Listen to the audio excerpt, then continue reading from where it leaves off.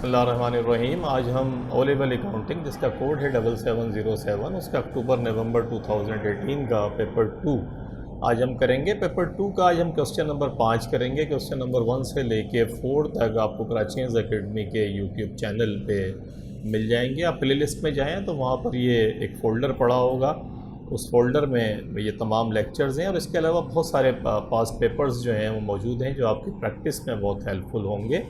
तो आज हम क्वेश्चन नंबर 5 करते हैं। कहते हैं Shobi is a soul trader, the following balances were expected from the books on 30 September 2018 के 30 सितंबर 2018 को ये बैलेंसेस दिए हुए थे। पहला बैलेंस जो है वो था 10 year lease hold premises at cost. ये लीज होल्ड प्रेमिसेस क्या होती हैं? लीज होल्ड प्रेमिसेस का मकसद ये है कि बिल्डिंग है आपकी या लैंड है, उसके राइट्स आपको मिले हुए हैं कि 10 साल तक आप उस जगह को इस्तेमाल करते हैं। और 10 साल का मकसद ये देखें, ये 10 साल लिखा हुआ है और 1,20,000 रुपये आपने उसकी पेमेंट करी है 10 साल की। तो मैं 1,20,000 को अगर डिवाइड करूँ 10 से तो ये कोई 12,000 बनता है।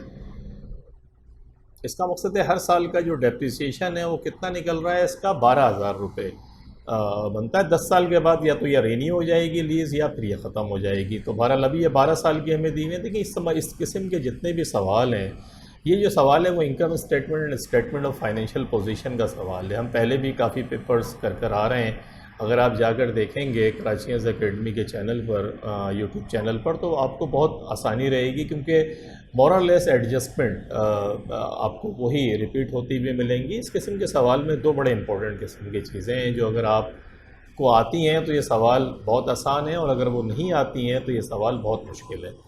हैं क्या वो चीज़ें? वो चीज़ें ये हैं कि सबसे पहले तो किसी भी अकाउंट को जो यहाँ पर दे रहा है वो उसे देखते ही आपकी समझ में ये आ जाना चाहिए कि उसकी नेचर क्या है। क्या वो इनकम स्टेटमेंट में जाएगा या वो स्टेटमेंट ऑफ फाइनेंशियल पोजीशन में जाएगा? तो ये पहला पार्ट हो गया कि आइडेंटिफिकेशन ऑफ अकाउंट कि वो अपनी नेचर के हिसाब से एसेट हैं या लाइबिलिटीज़ हैं, ऑनर्स इक्विटी है, इनकम है, एक्सपेंस है। तो ये अगर आपको कंफर्म हो गया तो फिर ये आधा 50% ये सवाल हल हो गया। बाकी फिर वो आपको कुछ एडजस्टमेंट देता है।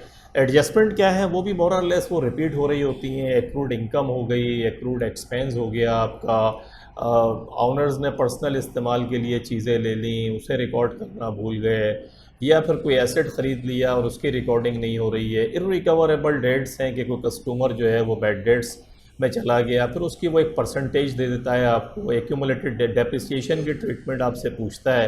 तो ये अगर आप देखें तो 7, 8, 9 किस्म की एडजस्टमेंट रिपीट हो रही होती हैं। अगर ये आपकी समझ में आ जाती हैं तो rest of the things simple है कि फिर फिगर्स को उठा के पुट इन करना है, आपको रखनी है फिगर्स, और ज़िंदगी आसान होगी और सवाल भी हो जाएगा। तो हम इसको देखते हैं कि प्रैक्टिकली ये जो मैंने बातें करी हैं इनका एप्लीकेशन कैसे होता है यहाँ पे। तो देखिए ये नॉन करंट एसेट्स हैं। आपको पता है नॉन करंट एसेट्स वो होते हैं जो मोर देन 1 ईयर जिनका इकोनॉमिक बेनिफिट्स आपको मिले। तो लीज होल्ड प्रेमिसेस तो अपने नाम से ही बता रही है 10 साल तक फ़ायदा देगी, तो ये नॉन करंट एसेट्स हो गया। और नॉन करंट एसेट्स जो हैं वो स्टेटमेंट ऑफ फाइनेंशियल पोजीशन के अंदर जाते हैं। मोटर व्हीकल जो एट कॉस्ट है, मोटर व्हीकल भी नॉन करंट एसेट्स है आपका, कि मोर देन 1 ईयर इसका बेनिफिट आपको मिलेगा। फिक्सचर एंड फिटिंग्स या फर्नीचर वगैरह जो है ये भी नॉन करंट एसेट्स है। तो ये स्टेटमेंट ऑफ फाइनेंशियल पोजीशन के अंदर चले जाते हैं सारे के सारे। ये जो इक्वेशन है basically assets is equal to equities, और फिर एसेट्स दो हिस्सों के अंदर बढ़ते हैं। करंट एसेट्स हो गया प्लस नॉन करंट एसेट्स हो गए, और ये इक्वल टू होते हैं लाइबिलिटीज़ हैं। लाइबिलिटीज़ भी दो हिस्सों में बढ़ जाती हैं, current liability plus non current liability और प्लस ऑनर्स इक्विटी। तो ये जो चीज़ें हैं ये आ रही हों तो पता है ये लेफ़्ट हैंड वाली साइड जो है ये सारी डेबिट है और ये वाली साइड जो है ये क्रेडिट हो जाती है आपकी। तो इक्विटीज़ जो हैं वो सारी क्रेडिट हो गई और एसेट साइड आपकी डेबिट हो गई। अगर इक्विटीज़ में से कोई चीज़ माइनस करनी है तो लाइक जैसे एक्सपेंस हो गए आपके लॉसेस हो गए, तो फिर वो डेबिट हो जाएंगे क्योंकि इक्विटीज़ को वो कम कर रहे हैं। और इसी तरीके से इक्विटीज़ के अंदर एडिशन करने वाली चीज़ें जो हैं वो फिर क्रेडिट नेचर होती है उनकी, लाइक इनकम हो गई आपका, रेवेन्यू हो गया, और अदर इनकम, डिस्पोजल से जो इनकम हुई है, इस किस्म की चीज़ें जितनी भी हैं वो क्रेडिट पर नेचर की होती है। तो ये आपने एसेट देख लिया। एसेट के बाद में कहता है कि प्रोविज़न फॉर डेप्रिसिएशन। ये जो एसेट्स हैं ये इस्तेमाल भी आप करते हैं। जब आप इस्तेमाल करते हैं और इसको जमा जितना आपने इसको यूटिलाइज़ कर लिया है वो सब एक्यूमुलेटेड डेप्रिसिएशन कहलाता है। से लीज होल्ड प्रेमिसेस में आपने 72,000 का 12,000 अगर पर ईयर है तो 12×72, इसका मकसद है 6 साल इस लीज होल्ड प्रेमिसेस को आपने इस्तेमाल कर लिया है। मोटर व्हीकल जो है वो 10,000 रुपये की यूटिलाइज़ हो चुकी है एंड फिक्सचर एंड फिटिंग जो है 7,600 रुपये की यूटिलाइज आपने कर ली है। रेवेन्यू आपको पता है क्रेडिट है, इनकम स्टेटमेंट में चला जाएगा। ये कॉन्ट्रा एसेट है, ये प्रोविज़न जो है ये कॉन्ट्रा एसेट है कि एसेट को कम करता है। तो जब एसेट को कम करेगा तो फिर ये स्टेटमेंट ऑफ फाइनेंशियल पोजीशन का ही पार्ट बनेगा और अलबत्ता इस साल का जो डेप्रिसिएशन हम निकालेंगे वो फिर इनकम स्टेटमेंट में चला जाएगा। रेवेन्यू इनकम स्टेटमेंट के अंदर चली गई। परचेजेस कॉस्ट है आपको पता है, इनकम स्टेटमेंट हो गया। रिटर्न्स आउटवर्ड कि जो माल आया था वो आपने वापस कर दिया, परचेजेस रिटर्न इनकम स्टेटमेंट के अंदर चली जाएगी। कैरिज इनवर्ड माल जो आपने ख़रीदा उसे लाने में जो किराया लगा इनकम स्टेटमेंट। एक्सपेंस नेचर है, wages and salaries income statement के अंदर चला गया। एक्सपेंस है ये मोटर व्हीकल एक्सपेंस, नाम से ही पता चल रहा है कि एक्सपेंस है आपका, तो ये भी एक्सपेंस में चला गया इनकम स्टेटमेंट। रेंट पेएबल, ये जब पेएबल की बात हो रही है तो इसका मकसद ये हुआ अपेरेंटली जो है अब एडजस्टमेंट की नेचर के ऊपर डिपेंड करता है कि एडजस्टमेंट वो आपको नीचे क्या दे रहा है, तो ये स्टेटमेंट ऑफ फाइनेंशियल पोजीशन में भी जा सकता है। इसी तरीके से रेंट रिसीवेबल है और इसका कुछ पार्ट जो है इनकम स्टेटमेंट में जा सकता है। वो नीचे एडजस्टमेंट के बाद देखते हैं कि क्या इनकम स्टेटमेंट में जाएगा और क्या स्टेटमेंट ऑफ फाइनेंशियल पोजीशन में जाएगा। कैपिटल स्ट्रेट है, स्टेटमेंट ऑफ फाइनेंशियल पोजीशन के अंदर चला जाएगा। ड्राइंग्स भी स्टेटमेंट ऑफ फाइनेंशियल पोजीशन के अंदर चली गई क्योंकि 6% बैंक लोन, अब ये bank loan long term liability है तो स्टेटमेंट ऑफ फाइनेंशियल पोजीशन के अंदर ही जाएगा। रेंट बैंक इंटरेस्ट पेड, देखें ये जो 6% लिखा हुआ है 50,000, 6% का मकसद है कि बैंक लोन वो लोन है जिसके ऊपर जो पैसा बैंक से लिया है उस पर 6% आप इंटरेस्ट पे करेंगे। तो इसका अगर मैं 6% निकालूं तो ये 3,000 बनता है। ये 3,000 आपको नज़र आ रहे हैं, तो ये इनकम स्टेटमेंट के अंदर चला जाएगा 3,000। Inventory, opening inventory income statement के अंदर चली जाएगी। आपको पता है परचेजेस के अंदर ओपनिंग इन्वेंट्री में परचेजेस, और परचेजेस में आपका अगर कोई कैरिज आउटवर्ड बल्कि रिटर्न आउटवर्ड है कोई तो उसे माइनस कर देते हैं। कैरिज इनवर्ड जो किराया लगा उसे प्लस करते हैं। तो ओपनिंग इन्वेंट्री और परचेजेस को ऐड कर दें तो ये गुड्स अवेलेबल फॉर सेल्स बन जाता है, तो इसलिए ओपनिंग इन्वेंट्री इनकम स्टेटमेंट में। Heat light and power income statement expense है। एडवर्टाइजिंग एक्सपेंस है, इनकम स्टेटमेंट में चला गया। जर्नल एक्सपेंस अपने नाम से पता चल रहा है एक्सपेंस हो गया, इनकम स्टेटमेंट है। डिस्पोजल का क्रेडिट बैलेंस है, आपने कोई एसेट बेचा होगा तो फ़ायदा हुआ आपको, क्रेडिट है, इनकम स्टेटमेंट के अंदर चला जाएगा। अदर इनकम के अंदर बैंक डेबिट साइड है, एसेट है, स्टेटमेंट ऑफ फाइनेंशियल पोजीशन में चला जाएगा। ट्रेड पेएबल लाइबिलिटी है, स्टेटमेंट ऑफ फाइनेंशियल पोजीशन में चली जाएगी। ट्रेड रिसीवेबल एसेट है, स्टेटमेंट ऑफ फाइनेंशियल पोजीशन में चला गया। और provision for doubtful debts Contra asset है, क्योंकि ये वो रकम है जो एक्सपेक्टेड है कि आपको कस्टमर से नहीं मिलेगी, तो ये भी स्टेटमेंट ऑफ फाइनेंशियल पोजीशन में चली जाएगी। और इस साल का जो एक्सपेंस है वो इनकम स्टेटमेंट में चला जाएगा। तो ये आपने एसेट की कैटेगरी करी कि कौन सा इनकम स्टेटमेंट में जाने वाला आइटम है, कौन सा स्टेटमेंट ऑफ फाइनेंशियल पोजीशन में जाएगा। आप नीचे आएँ और एडजस्टमेंट देखने शुरू करते हैं कि additional information at 30 September 2018 inventory जो वैल्यूड है वो 19,500 की इन्वेंट्री वैल्यूड है। ये क्लोजिंग इन्वेंट्री है, जो माल बिकने से रह गया इनकम स्टेटमेंट में भी जाएगी plus statement of financial position में भी जाएगी, क्योंकि ये एसेट भी है आपका। Shobi had taken 4,700 goods, Shobi जो है उसने 4,700 रुपये की अशिया ली फॉर इस ऑन यूज़, अपने ज़ाती इस्तेमाल के लिए। No entries had been recorded in the book, लेकिन किताबों में कुछ भी रिकॉर्ड नहीं हो सका। तो अगर किताबों में रिकॉर्ड नहीं हुआ तो क्या होगा कि शोबी क्योंकि ऑनर है इसलिए ड्राइंग को डेबिट कर देंगे और परचेजिस को क्या करेंगे, क्योंकि एट कॉस्ट है, प्रॉफिट तो लेंगे नहीं ऑनर से आप, तो इसकी एडजस्टमेंट क्या करेंगे, इनकम स्टेटमेंट जब बना रहे होंगे तो परचेजेस में से माइनस कर देंगे और ड्राइंग के अंदर इसको प्लस कर देंगे। तो ये आप जहन में रखिएगा, इसकी एंट्री क्या होगी वो आपने देख ली। अगला कहता है the rent payable includes a payment of $9,000 for the 6 months ended 30 नवंबर 2018 कि रेंट पेबल जो मैं ऊपर बता कर आया था कि एडजस्टमेंट के बाद पता चलेगा, उसमें 9,000 रुपये ऐसे 6 महीने के शामिल हैं जो 30 नवंबर 2018 को एंड होंगे। तो सबसे पहले तो 6 महीने आप निकाल लें। इसको अगर मैं 6 से डिवाइड करूं तो 1500 रुपये पर मंथ बनता है। 2000 को आप 6 से डिवाइड कर लें सिंपल। तो 6 से जब आप डिवाइड करेंगे तो 1500 रुपये पर मंथ बनता है। आपकी समझ आ गई?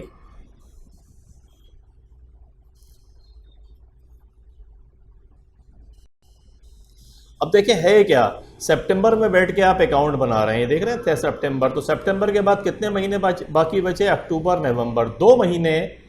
ये जो आपकी रेंट पेएबल है इसमें 2 महीने ऐसे शामिल हैं जो आपका एसेट है। क्यों है आपका एसेट? क्योंकि ये अक्टूबर नवंबर का रेंट आपको देने की ज़रूरत नहीं है, आपने ऑलरेडी एडवांस पे किया हुआ है। बाकी सारा एक्सपेंस बन गया, क्योंकि 4 महीने जो थे वो तो एक्सपेंस ही बन गया, सिर्फ ये 2 महीने अक्टूबर और नवंबर वाले। तो 1500 को अगर आप 2 से मल्टीप्लाई करें तो ये 3000 रुपये जो नज़र आ रहा है आपका, ये रेंट का, ये रेंट एसिड से प्रीपेड रेंट है, आपने एडवांस रेंट पे किया हुआ है।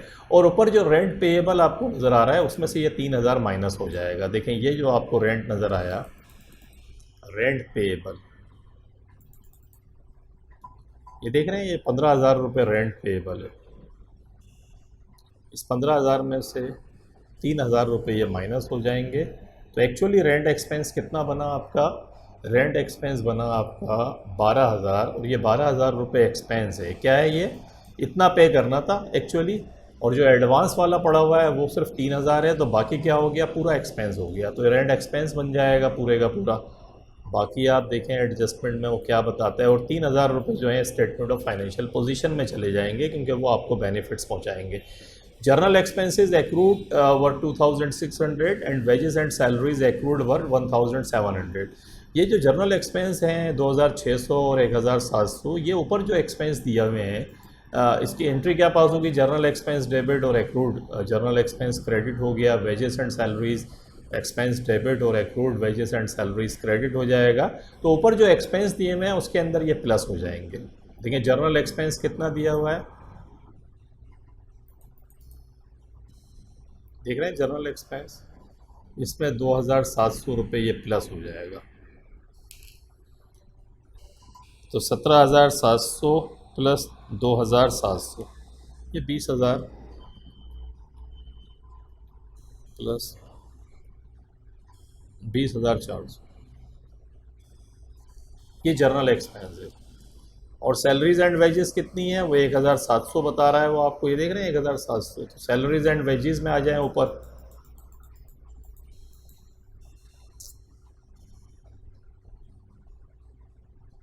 देखिए वेजेस एंड सैलरीज, ये देख रहे हैं 41,000 रुपये। इस 41,000 में 1,700 ये ऐड कर दें तो 42,700 ये टोटल एक्सपेंस है। और ये 1,700 ये, और नीचे वाला जो 2,700 था, ये 1,700 और 2,700 ये पेएबल भी है, और ये लाइबिलिटी के अंदर भी 2,600 बल्कि। जर्नल एक्सपेंस 2,600 है।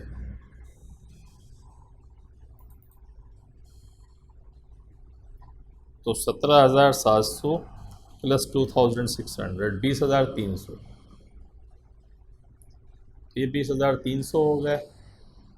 आगे आ जाएं, कहता है rent receivable of $150 was outstanding, कि रेंट रिसीवेबल टोटल 1,500 आउटस्टैंडिंग था। इसका मकसद है बाकी जितना रेंट था वो हमने अर्न कर लिया, कमा लिया, सिर्फ 1,150 जो है वो आउटस्टैंडिंग है। तो रेंट रिसीवेबल देखें कितना दिया हुआ है, रेंट रिसीवेबल 8,500 है, इसके अंदर से माइनस कर दें 150, क्योंकि ये एक्रूड है अभी आपको मिला नहीं है, बल्कि इसके अंदर आप प्लस कर दें, क्योंकि 8,500 ये और 150 ये, तो 8,650। क्यों? क्योंकि देखें ऑलरेडी ये रिकॉर्डेड था 8,500। अब वो कहता है साल के एंड की पोजीशन बता रहा है कि रेंट एक्रूड जो है ना वो सिर्फ 150 है। इसका मतलब है बाकी सारा कमा लिया, मज़ीद ये 150 रुपये का एक्रूड है जो आपको लेना है टेनेंट से, तो ये भी एक्चुअली आपकी इनकम हो गई। तो ये 8,500 ये और 150 ये, तो ये जमा करके 8,650 रुपये आपकी टोटल इनकम हो गई, रेंट इनकम। और आगे आ जाएँ, On 26 September 2018, a motor vehicle costing $12,000 was purchased by check। Purchase हमने करा है इसको by cheque no entries had been recorded in the books, लेकिन किताबों में इसकी कोई एंट्री हमने रिकॉर्ड नहीं करी। तो ठीक है, 12,000 रुपये की है, मोटर व्हीकल को डेबिट कर देंगे और लाइबिलिटी जो है वो क्रेडिट हो जाएगी, बल्कि बस purchase by cheque bank credit कर देंगे। तो इसकी एडजस्टमेंट क्या करेंगे, जो मोटर व्हीकल आपको दी हुई है इसमें 12,000 प्लस कर दें, तो 52,000, ये $52,000 की आपके पास ये आ गई। और जो लाइबिलिटी है ट्रेड पे आपकी, जो बल्कि बैंक है, सॉरी आपने चेक के थ्रू करी है, ये जो बैंक आपका नज़र आ रहा है आपको, ये 13,350, इसमें से 12,000 आप माइनस कर दें, क्योंकि ये चेक के थ्रू पेमेंट हुई है जिसकी आपने रिकॉर्डिंग नहीं करी। तो 13,350 माइनस 12,000, तो बैंक आपका बचा 1,350। ये बैंक की अमाउंट है। तो ये आप देख रहे हैं, इसमें जो समझने की बात है, आप देख रहे हैं कि नीचे एडजस्टमेंट पढ़ के हम ऊपर उसका इम्पैक्ट कैलकुलेट कर रहे हैं। मैं तो आपको इस तरीके से करा रहा हूँ, लेकिन जब आप एग्ज़ाम के अंदर करें इस सवाल को, तो प्रॉपर तरीके से वर्किंग 1, वर्किंग 2, वर्किंग 3 करके क्रॉस रेफरेंस कीजिएगा इसको, ताकि उसका इम्पैक्ट भी अच्छा पड़ेगा। वर्किंग इसी तरीके से होगी जैसे हम कर रहे हैं, यही कैलकुलेशन होगी, लेकिन प्रॉपर फॉर्म में लाके कीजिएगा और उसको रेफरेंस भी करा दीजिएगा 1, 2, 3 करके। जो फिगर्स आ रही हैं तो आपके लिए वहाँ एग्जामिनर पे अच्छा इम्पैक्ट पड़ता है और उसके नंबर होते हैं। उसके बाद depreciation is to be charge on all non current assets on at the end of the year. कि डेप्रिसिएशन की पॉलिसी ये है कि जितना भी साल के एंड में जो भी इनका एसेट्स होगा, इनकी मलकियत होगी, उस पर ये डेप्रिसिएशन इसके हिसाब से निकालेंगे। क्या है, an appropriate amount for the 10 year lease hold premises. ये लीज होल्ड प्रीमिसेस तो मैं निकाल के ऊपर आ रहा हूँ, 12,000 मैंने निकाला था कि 10 से 1,20,000 की कॉस्ट थी जो आपने पेमेंट करी थी, उसको 12 से डिवाइड किया, 10 से डिवाइड किया तो पर ईयर 12,000 आ गया, वो हम निकाल चुके हैं। आगे आ जाए, motor vehicle eight the rate of 25% per annum using the diminishing reducing balance method. तो मोटर व्हीकल 42,000 की थी, 40,000 की थी, 12,000 की मज़ीद आपने ख़रीदी, ये 52,000 की है। और इसका डेप्रिसिएशन देखें 10,000 रुपये निकला है। रिड्यूसिंग बैलेंस मेथड क्या होता है, रिड्यूसिंग बैलेंस मेथड होता है बुक वैल्यू के ऊपर परसेंटेज अप्लाई करते हैं कि हर साल का जो डेप्रिसिएशन आ जाएगा वो फिर माइनस होता चला जाता है, जमा करके एक्यूमुलेटेड डेप्रिसिएशन को माइनस करते हैं, तो हर साल जो परसेंटेज लगती है वो बुक वैल्यू पे लगती है। This is why it's called reducing balance method, कि हर साल रिड्यूसिंग वैल्यू के ऊपर ये परसेंटेज अप्लाई होगी। तो आप आ जाएं, 52,000 है, 52 में से 10 माइनस करें, इसको निकाल लें। मोटर व्हीकल डेप्रिसिएशन एक्सपेंस कैसे निकलेगा, 52,000 माइनस 10,000 मल्टीप्लाइड बाई 25%, तो कितना आ गया, 52,000 कॉस्ट है इसकी, माइनस कर दें 52,000 कैसे आई, क्योंकि 12,000 40,000 रुपये दी हुई थी, 12,000 की ख़रीदी आपने, 52 हो गई, उसमें से 10 इसका एक्यूमुलेटेड डेप्रिसिएशन है वो माइनस किया, वही 42, इसका 25% निकाला तो 10,500 आया। और एक्यूमुलेटेड डेप्रिसिएशन कितना हो गया इसका, ये 10,000 तो पहले से था आपका, प्लस 10,500 आपने अब निकाला, तो 20,500 ये एक्यूमुलेटेड डेप्रिसिएशन आपका आ गया। क्यों हमने ये क्यों निकाला, क्योंकि ये वाली रकम जो है इनकम स्टेटमेंट के अंदर चली जाएगी और ये वाली रकम जो है स्टेटमेंट ऑफ फाइनेंशियल पोजीशन में चली जाएगी, इसलिए इसकी ज़रूरत है निकालने की। आगे क्या कहता है, fixture and fitting at the rate of 10% per annum on cost. Per annum है fixture and fitting at cost, fixture and fitting है कितने की, 19,000 की है, और अभी तक इसका डेप्रिसिएशन है 7,600, तो 7,600 इसका डेप्रिसिएशन अब तक निकला है और 19,000 की है ये। तो फिक्सचर एंड फिटिंग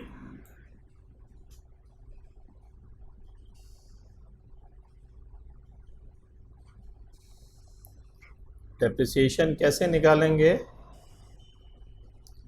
19,000 है, कॉस्ट पे निकलता है हमेशा, 10% निकाल लें, डेप्रिसिएशन का रेट है 1,900 आया, तो 1900 ये आया। तो एक्यूमुलेटेड डेप्रिसिएशन कैसे निकलेगा इसका कि 7600 दिया हुआ है आपको पास एक्यूमुलेटेड, 1900 इस साल का आया, तो इसमें आप 1900 प्लस कर लें, ये 9500 बनता है आके। तो ये एक्यूमुलेटेड डेप्रिसिएशन है जो स्टेटमेंट ऑफ फाइनेंशियल पोजीशन में चला जाएगा, और ये इनकम स्टेटमेंट में इस साल जो निकाला आपने।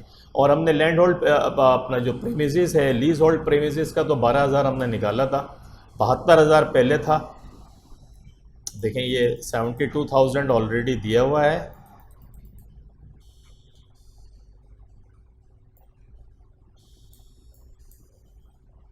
ये देखें 72,000 दिया हुआ है, और इस साल का एक साल का 12,000, तो 72 और 12 ये कोई 84,000 होते हैं।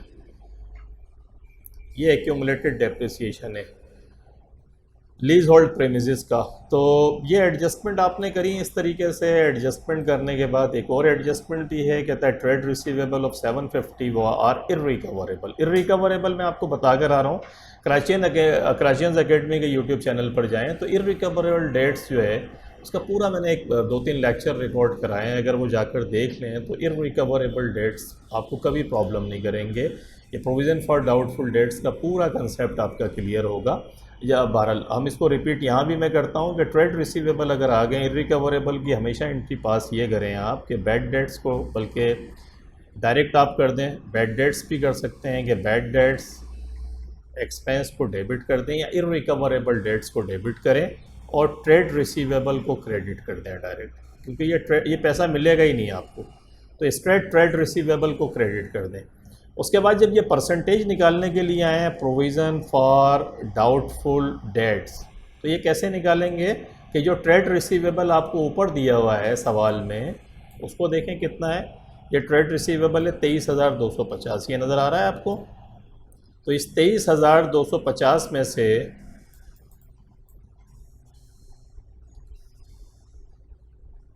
ट्रेड रिसीवेबल है 23,250, इसमें से लेस कर दें ये वाला जो राइट ऑफ है। राइट ऑफ माने जो ख़त्म कर दिया, कितना है ये 750। तो 23,250 माइनस 750, ये 22,500 बचता है। इसका प्रोविज़न निकाल लें, 22,500 का 4% कितना आया, यह आया 900। जब ये परसेंटेज निकालकर जो भी परसेंटेज निकालकर फिगर आएगी, याद रखिएगा ये figure straight statement of financial position में जाती है। लिख लिया करें आप लोग आसानी के लिए, जो भी परसेंटेज निकालकर फिगर आए उसे लिख लें उठा के कि ये figure actually statement of financial position के अंदर जाएगी जो रिक्वायर्ड है, यानी ट्रेड रिसीवेबल में से ये फिगर माइनस होगी। अच्छा, अब होगा क्या, ऑलरेडी देखें ऊपर क्या पड़ा हुआ है, ऊपर देखें 3,000 पड़े हुए हैं और ये क्रेडिट बैलेंस है। 3,000 का क्रेडिट बैलेंस पड़ा हुआ है और रिक्वायर्ड कितना है आपको, रिक्वायर्ड है सिर्फ 900। तो इसमें से लेस कर दें ऑलरेडी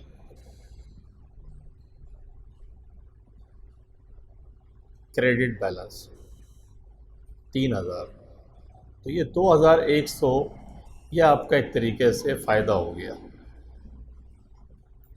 रिडक्शन रिक्वायर्ड,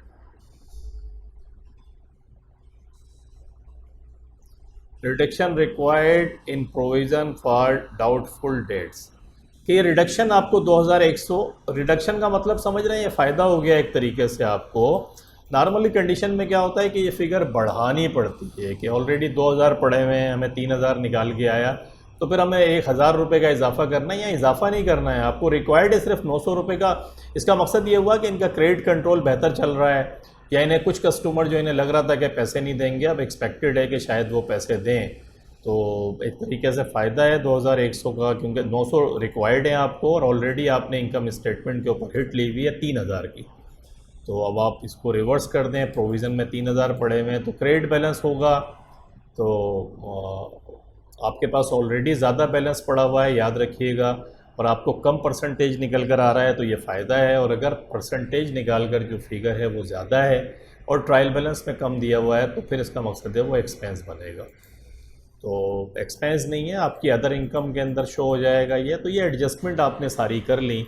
एडजस्टमेंट जब आपने सब कर लिया, आपकी समझ में आ गया है कि कौन सी फिगर कहाँ जाएगी, क्या होगा, तो you are in a better position to prepare income statement. जो वो आपसे कह भी रहा है कि prepare the income statement for the year ended.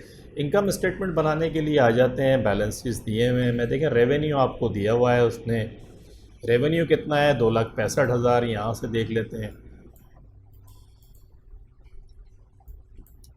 देख रहे हैं रेवेन्यू दिया हुआ है। ओपनिंग इन्वेंट्री दी हुई है इसने, ये ओपनिंग इन्वेंट्री 26,000 की ओपनिंग इन्वेंट्री है। लेकिन ये 26,000 की ओपनिंग इन्वेंट्री आ गई। परचेजेस भी इसने दी हुई है आपको 1,35,000 की। आप देख रहे हैं परचेजेस 1,35,000 सवाल में दी हुई है ऑलरेडी 1,35,000, ये आ गई। उसके बाद इसमें क्या करें, कैरिज इनवर्ड्स जो हैं इसके अंदर प्लस कर लें। कैरिज इनवर्ड मैंने आपको बताया था, जो इस माल को दुकान आपके जो भी आपका स्टोर है, जगह है, वहाँ तक लाने में ये 3,100 कैरिज इनवर्ड, ये आप प्लस कर लें। और कैरिज रिटर्न्स आउटवर्ड मैंने आपको बताया कि जो माल आपने वापस कर दिया ये 8,200 का, ये आप इसमें से लेस कर दें। और उसके बाद ड्राइंग ऑफ गुड्स मैं आपको बता कर आ रहा हूँ 4,700 की, जो शोभी ने अपने पर्सनल यूज़ के लिए ली है, वो माइनस कर दें। और एंडिंग इन्वेंट्री $19,500 की उसने आपको नीचे दी है, ये आप एंड कर दें, लेस कर दें, तो आपके पास $1,31,700 आ गए। ये आपके पास था कॉस्ट ऑफ सेल्स, सेल्स में से उसको माइनस किया तो ग्रॉस प्रॉफिट आपका 1,33,300 ग्रॉस प्रॉफिट आ गया। अदर इनकम क्या है, अदर इनकम के अंदर एक रेंट रिसीवेबल मैं अभी समझा के आया हूँ आपको कि 8,500 ये हैं। और आउटस्टैंडिंग जो थे वो कितने थे, एक्रूड थे $150, तो वो प्लस कर देंगे, ये 8,650। प्रॉफिट ऑन डिस्पोजल ये आपको दिया हुआ है, मैंने आपको बताया था कि डिस्पोजल जितना भी अगर क्रेडिट है तो अदर इनकम में आ जाएगा। डिस्पोजल देखें, ये डिस्पोजल 1,800, तो ये डिस्पोजल आपने यहाँ लिख दिया ला के। और decrease in provision for doubtful debts मैं भी समझा के आ रहा हूँ कि अदर इनकम है, डिक्रीज़ हुआ है, रिडक्शन हुई है इन प्रोविज़न फॉर डाउटफुल डेट्स के। ऑलरेडी आपके पास 3,000 पड़े हुए थे और रिक्वायर्ड सिर्फ 900 था, तो ये आपने माइनस कर दिया। ये अदर इनकम है, इसको इसमें प्लस कर देंगे। टोटल आपके पास इतना पैसा आ गया आपके पास। एक ग्रॉस प्रॉफिट था, अदर इनकम ऐड कर लिया। वेजेस एंड सैलरीज मैंने बताया था कि जो दी हुई है उसके अंदर 1,700 प्लस कर लेंगे। मोटर व्हीकल एक्सपेंस ऐसे का ऐसे ही लिख दें। रेंट पेएबल मैंने आपको बताया था कि 15,000 में से 3,000 माइनस कर दें, क्योंकि ये वो है जो एसेट है आपको अक्टूबर और नवंबर 2 महीने आपको बेनिफिट पहुंचाएगा ये रेंट। तो ये स्टेटमेंट ऑफ फाइनेंशियल पोजीशन में भी जाएगा। रेंट बैंक इंटरेस्ट दिया हुआ है already, heat light and power दी हुई है, एडवर्टाइजिंग ऐसी दी हुई है। आपने जनरल एक्सपेंस आपको प्लस करने थे 2,600, अभी हम पढ़कर आ रहे हैं। बैड डेट्स ये 750 हैं जो मैंने कहा था, जो आप मिलेंगे नहीं, तो इसकी तो स्ट्रेट एंट्री 750 से पास कर दें। और प्रोविज़न फॉर डेप्रिसिएशन के अंदर देखें, हमने 3 लीज होल्ड प्रेमिसेस का मैंने 12,000 निकाला था, पीछे मोटर व्हीकल का 10,500 निकला हुआ है, और फर्नीचर फिक्सर एंड फिटिंग का 1,900 हमने डेप्रिसिएशन एक्सपेंस निकाला था। ये आप देख लें, 10,500 और 1,900, तो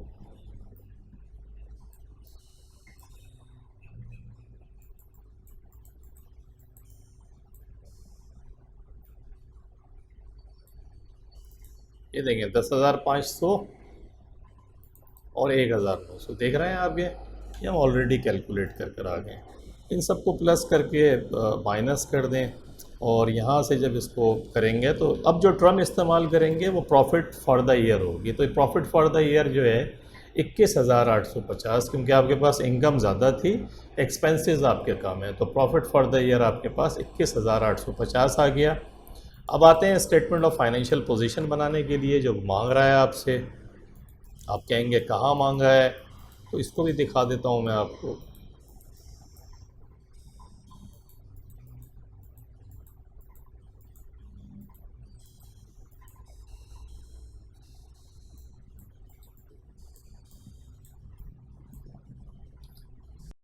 prepare the statement of financial position at 30 September 2018। तो कर लेते हैं। सबसे पहले तो ये तीनों वैल्यूज़ देखें आपको दी हुई हैं। लीज होल्ड प्रेमिसेस भी दी हुई थी, मोटर व्हीकल भी 52,000। 52,000 कैसे हो गया पता है ना आपको, 10,000 12,000 की उसने ख़रीदी थी, फिक्सचर 19,000 है। इन सब का एक्यूमुलेटेड डेप्रिसिएशन ये 84,000 मैंने आपको बताया, ये 20,500 और 9,500, तो 20,500 और 9,500 हम कैलकुलेट करके आ रहे हैं ऊपर। देखिए 9,500 फिक्सचर एंड फिटिंग का और ये 20,500 इसका, और 84,000 मैंने आपको बताया था। ये माइनस कर दें, माइनस करके ये फिगर्स आ गई, बुक वैल्यू आ गई आपके पास। बुक वैल्यू के बाद current assets, inventory, ending inventory 19,500 दी हुई है आपको। ट्रेड रिसीवेबल के अंदर से 23,250 में से 750 मैंने कहा था माइनस कर दीजिएगा, और उसके बाद प्रोविज़न मैंने कहा था कि परसेंटेज निकाल कर जो रकम आती है उसी को हम लिखते हैं यहाँ पे, तो ये स्ट्रेट वही लिख दिया ला के, ये फिगर आ गई। अदर रिसीवेबल जो है उसके अंदर क्या है, अदर रिसीवेबल के अंदर एक तो 150 जो रेंट, एक्रूड रेंट याद है ना आपको, एक्रूड रेंट 150 का था, तो एक तो वो हो गया, और एक वो जो रेंट पेएबल के अंदर 3,000 अक्टूबर और नवंबर के अंदर जो रेंट आपको एडवांटेज पहुंचाएगा 3,000 का, इन दोनों को मिला के इसने अदर रिसीवेबल के अंदर लिख दिया। तो ये अदर रिसीवेबल हो गया। आप चाहें तो इनके नाम से भी लिख सकते हैं, it doesn't make any difference. आप लिखना चाहें तो आप लिख दें कि प्रीपेड रेंट 3,000 का और एक्रूड रेंट रिसीवेबल जो है 150, या फिर मिला के अदर रिसीवेबल में लिख दें। बैंक के अंदर से मैंने कहा था कि बैंक की फ़िगर में जो 12,000 की पेमेंट हुई है उसे माइनस कर दें, तो ये फिगर आ गई। करंट एसेट्स आपके पास ये आ गए, नॉन करंट एसेट्स दिए हुए थे, टोटल एसेट्स आपने निकाल लिए। कैपिटल आपको सवाल में दिया हुआ है 40,000, उसके अंदर से आप क्या करें, plus profit of the year, capital के अंदर प्रॉफिट को प्लस कर दें। प्रॉफिट देखें ऊपर निकाला है आपने 21,850, और कैपिटल आपको दिया हुआ था सवाल के अंदर, देखें कैपिटल 40,000 आपको दिया हुआ था। तो इसमें से आपने इसको profit for the year plus कर लिया। ड्राइंग आपको पता है जो दी हुई है ड्राइंग, उसके अंदर 4,700, ये 4,700 कौन से हैं याद है ना, जो परचेजेस शोभी ने अपने पर्सनल यूज़ के लिए ले लिए, वो प्लस करके लिख दें इसके अंदर, इसको माइनस कर दें, ये फिगर आ गई। इसके बाद फिर नॉन करंट लाइबिलिटी जो बैंक अभी हम पढ़कर आ रहे हैं, नॉन करंट लाइबिलिटी आपको दी हुई है, और बाकी ट्रेड पेएबल है। ट्रेड पेएबल जो है वो कितना है, ट्रेड पेएबल जो है 23,050 आपका दिया हुआ है, और अदर पेएबल के अंदर वो 2,600 जो जर्नल एक्सपेंस और जो सैलरीज एंड वेजेस का एक रूट था, और मैंने कहा था प्लस कर लीजिएगा, वो प्लस करके यहाँ आ गया आपका। ये थोड़ा सा कटा हुआ आ रहा है, हम यहाँ लिख लेते हैं 23,050, ये 4,300, ये 27,350, और इन दोनों को अगर मैं प्लस करूँ तो ये इसको प्लस कर दें, इसके अंदर 50,000 ये प्लस कर दें, और 42,250 ये प्लस कर दें, तो क्या आ गया, एक आपके पास 45,250 है, यह आपका कैपिटल वाला आ गया अमाउंट। इसके अंदर से फिर आपने प्लस कर दिया 50,000, ये 50,000 वो है जो आपका नॉन करंट लाइबिलिटी है, और ये वाली जो फिगर निकली है वो निकली है 27,350, तो 1,22,600। ये टोटल इक्विटीज़ आ गई, टोटल कैपिटल एंड लाइबिलिटीज़ आ गई, और देखें ये टाई बैक हो गया आपके टोटल एसेट्स। तो total assets is equal to total equities, ये आपने कैलकुलेट किया। ये स्टेटमेंट ऑफ फाइनेंशियल पोजीशन थी, और इनकम स्टेटमेंट आप बना चुके हैं। सवाल आपका हल हुआ। एक्चुअली इस किस्म के सवाल ऑलरेडी देखें जो पीछे मैं करा कर आया हूँ ना, उसमें ये एडजस्टमेंट भी मोर और लेस सेम है। अगर आप इसको प्रैक्टिस कर लेना 4-5 सालों का ये वाला सवाल, तो ये फिर ऑटो पे चला जाएगा, आपकी समझ भी आ जाएगा, कंसेप्ट्स भी क्लियर होंगे, और एडजस्टमेंट भी मोर और लेस रिपीट हो रही होती हैं। तो कंसेप्ट्स भी आपके क्लियर होने चाहिए, और प्रैक्टिस और रेस्ट इंशाल्लाह सब आसानी है। जैसे आपने देखा कि हम एडजस्टमेंट पढ़ते चले गए, और बाकी फिर हमने फिगर्स उठा के income statement and statement of financial position के अंदर जब डाली तो ये टाई बैक भी हो गई, और ये हमने बना भी लिया। तो ये था क्वेश्चन नंबर 5 आपका। होप आपकी समझ में आया होगा। अगर कोई समझ में चीज़ नहीं आई तो अपना फीडबैक उस पर कमेंट्स के अंदर लिखें, हम उसको भी कराएंगे। अपना फीडबैक देना नहीं भूलिएगा, और ये नॉलेज जो हम स्प्रेड कर रहे हैं इसको स्प्रेड करने में हेल्प आउट करें, हमें अपने दोस्तों तक इसको पहुंचाएं। और in the meantime take care, अपना बहुत ख्याल रखिएगा। Thank you very much for watching the video. Allah हाफिज़।